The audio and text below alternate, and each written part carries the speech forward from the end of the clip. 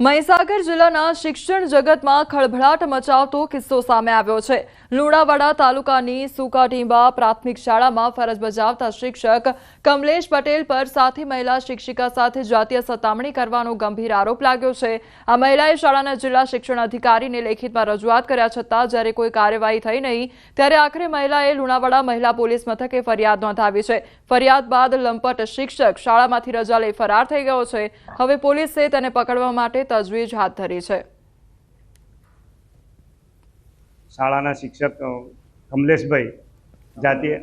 કમલેશભાઈ મંગળભાઈ પટેલ જાતીય સતામણી કરી રહ્યાનો આક્ષેપ જૂનમાં થયો। ત્યારબાદ અમે તપાસ કરતા થોડું તથ્ય જણાયું અને અમે સમગ્ર સ્ટાફે તેમને વારંવાર સમજાયા। તેમણે 2 વખત તો માફી માંગી અને અમે આ મેટર અહીંયા ક્લોઝ કરવાનું અને આગળ ન જાય એ માટેના પ્રયત્નો કર્યા, એમને સમજાયા।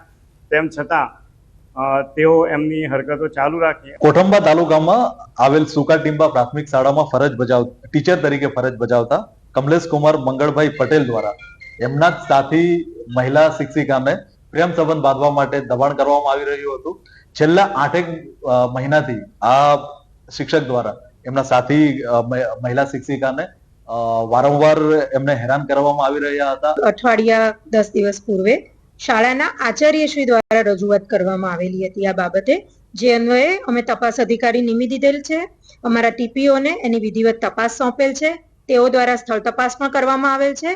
હાલ નિવેદનો લેવાની પ્રક્રિયા કાર્યવાહી હેઠળ છે અને અમે સઘન તપાસ આમાં કરીશું અને જો ખરેખર તથ્ય જણાશે તો આગામી નિયમો અનુસાર ચોક્કસ કાર્યવાહી હાથ ધરીશું। તો નવા મંત્રીમંડળમાં જાતિ અને જિલ્લાના સમીકરણો સધાયા છે। દાદાની નવી ટીમમાં જ્ઞાતિના ગણિતનું બેલેન્સ કરવામાં આવ્યું છે। સીએમ સહિત 7 પાટીદાર તેમજ 8 ઓબીસી અને 4 એસટી તેમજ 3 એસસી મંત્રીનો સમાવેશ કરવામાં આવ્યો છે। મંત્રીમંડળમાં 1 બ્રાહ્મણ અને 1 જૈનનો સમાવેશ કરવામાં આવ્યો છે। નવા મંત્રીમંડળમાં ઓબીસી જ્ઞાતિનું સૌથી વધુ પ્રભુત્વ જોવા મળી રહ્યું છે, તો મંત્રીમંડળમાં પાટીદાર સમાજનું પ્રભુત્વ જોવા મળી રહ્યું છે। બીજા ક્રમે જાતિ ઉપરાંત જિલ્લાનું પણ સચવાયું છે બેલેન્સ। નવા મંત્રીમંડળમાં સૌરાષ્ટ્રનું કદ સૌથી વધુ જોવા મળી રહ્યું છે। નવા મંત્રીમંડળમાં સૌરાષ્ટ્રમાંથી 9 એમએલએનો સમાવેશ કરવામાં આવ્યો છે।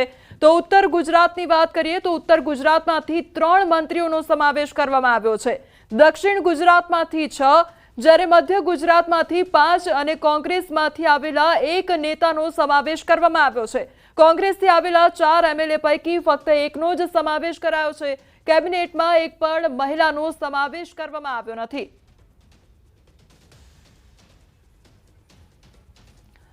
તો કેબિનેટમાં એક પણ મહિલાનો સમાવેશ કરવામાં આવ્યો નથી। આજે તમામ જે 25 મંત્રીઓ છે તેમના દ્વારા શપથ ગ્રહણ કરવામાં આવ્યા છે। કોંગ્રેસમાંથી આવેલા જે 4 એમએલએ છે તે પૈકીમાંથી ફક્ત એક જ ચહેરો સામે આવ્યો છે, તે છે અર્જુન મોઢવાડિયા, કે જેમના દ્વારા શપથ ગ્રહણ કરવામાં આવ્યા છે।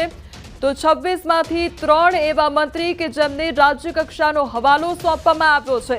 તો કોંગ્રેસમાંથી આવેલા 4 એમએલએ પૈકી ફક્ત એક જ ચહેરો સામે આવ્યો। દાદાની નવી ટીમમાં કુલ 9 કેબિનેટ મંત્રી છે અને નવા 6 કેબિનેટ મંત્રીઓ દ્વારા શપથ ગ્રહણ કરવામાં આવ્યા છે।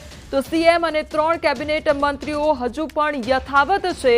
3 મંત્રીઓને સ્વતંત્ર પ્રભાર આપવામાં આવ્યો છે, જે સ્વતંત્ર હવાલો છે તે સોંપવામાં આવ્યો છે।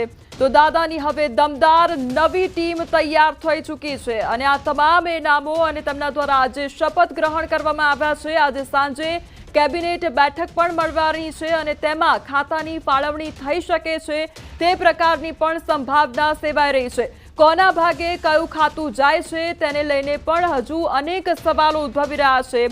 કુંવરજી બાવળિયા, પરસોત્તમ સોલંકી આજે ટીમ તૈયાર થઈ છે તેમાં યથાવત છે। 4 મંત્રીઓના જે રાજીનામા છે તે સ્વીકારવામાં આવ્યા નથી। 3 કેબિનેટ મંત્રી યથાવત છે। ઋષિકેશ પટેલ, કનુ દેસાઈ યથાવત છે, તેમના રાજીનામા સ્વીકારવામાં નહોતા આવ્યા। પરસોત્તમ સોલંકી પણ યથાવત છે। 4 મંત્રીઓના રાજીનામા સ્વીકારવામાં આવ્યા નથી। 3 કેબિનેટ મંત્રી અને 1 રાજ્યમંત્રી યથાવત છે। ઋષિકેશભાઈ પટેલ, કનુ દેસાઈ યથાવત રાખવામાં આવ્યા છે। તો કુંવરજી બાવળિયા તેમજ પરસોત્તમ સોલંકી પણ આ ટીમમાં યથાવત છે।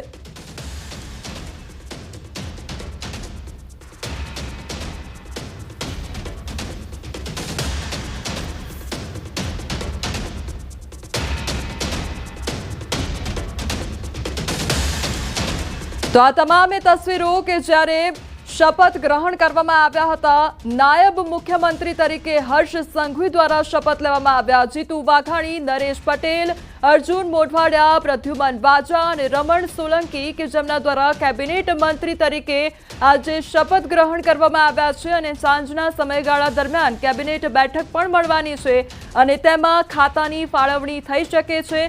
સૌથી પહેલા હર્ષ સંઘવી દ્વારા શપથ ગ્રહણ કરવામાં આવ્યા। નાયબ મુખ્યમંત્રી તરીકે શપથ ગ્રહણ કરવામાં આવ્યા। યુવા ચહેરો અને ઇતિહાસમાં યુવા નાયબ મુખ્યમંત્રી તેઓ બન્યા છે હર્ષ સંઘવી અને સૌથી પહેલા શપથ તેમના દ્વારા ગ્રહણ કરવામાં આવ્યા હતા। તો આ તમામ એ તસવીરો કે જેમાં કેબિનેટ મંત્રીઓ દ્વારા શપથ ગ્રહણ કરવામાં આવ્યા હતા। વિજય મુહૂર્તમાં 12 અને 39 વિજય મુહૂર્ત કે જેમાં આ તમામ મંત્રીઓ દ્વારા શપથ ગ્રહણ કરવામાં આવ્યા। અર્જુન મોઢવાડિયા જેઓ કોંગ્રેસમાંથી આવે છે તેમના દ્વારા કેબિનેટ મંત્રી તરીકેના શપથ ગ્રહણ કરાયા।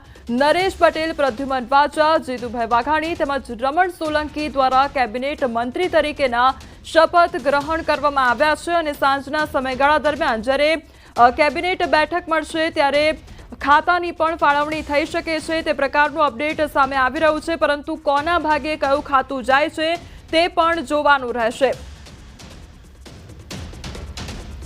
અમારા ઘરમાં પણ ખુશીનો માહોલ છે અને અમરેલી જિલ્લામાં પણ ખુશીનો માહોલ છે। આજથી 20 વર્ષ પહેલાં એણે સેવા અને રાજકારણમાં જે આગળ પગલું દેપાવ્યું એમાં એને પ્રમોશન અત્યારે મળ્યું છે। એમાં પહેલાં શરૂઆતમાં તો એ ગામના સરપંચ હતા, ત્યાર પછી પ્રમુખ થયા, ત્યાર પછી ધારાસભ્ય થયા અને અત્યારે મંત્રીમાં સ્થાન મળ્યું છે।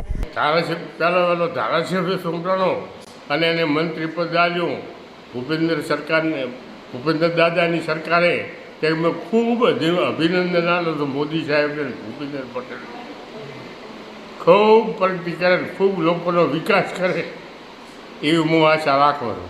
પોરબંદરમાં આઝાદી પછી પહેલી વખત આપણી પાસે કેન્દ્રીય મંત્રી હતા અને હવે સાથે સાથે રાજ્ય મંત્રીમંડળમાં પણ અર્જુનભાઈને જે સમાવેશ થયો છે એને લીધે પોરબંદર ઘણું બધું વિકસિત થઈ ગયું છે। પણ હવે ખૂબ જ ઝડપથી હું માનું છું કે આવતા દિવસોમાં પોરબંદરના વિકાસના કામો છે ઝડપથી પૂર્ણ થઈ જશે અને પોરબંદર સરસ રીતે વિકસિત પણ થશે। તો છેલ્લા 19 વર્ષમાં સૌથી મોટું આ મંત્રીમંડળ જોવા મળી રહ્યું છે અને છેલ્લે 2006માં 26 લોકોનું મંત્રીમંડળ હતું અને દાદાની નવી ટીમમાં આ વખતે 26 સભ્યો જોવા મળી રહ્યા છે। સૌથી પહેલી વાત કરવામાં આવે તો 2006માં 26નું મંત્રીમંડળ હતું। નરેન્દ્ર મોદી સરકારમાં આ જે નરેન્દ્ર મોદીના નેતૃત્વ હેઠળ જ્યારે નરેન્દ્ર મોદી સીએમ હતા ત્યારે તેમના હેઠળ 26 સભ્યોનું મંત્રીમંડળ હતું। ત્યારબાદ 19 સભ્યોનું મંત્રીમંડળ હતું, ત્યારબાદ 23 સભ્યો અને આનંદીબેન પટેલ જ્યારે સીએમ બન્યા ત્યારે તેમના અંડર એટલે કે લગભગ 24 સભ્યોનું મંત્રીમંડળ હતું।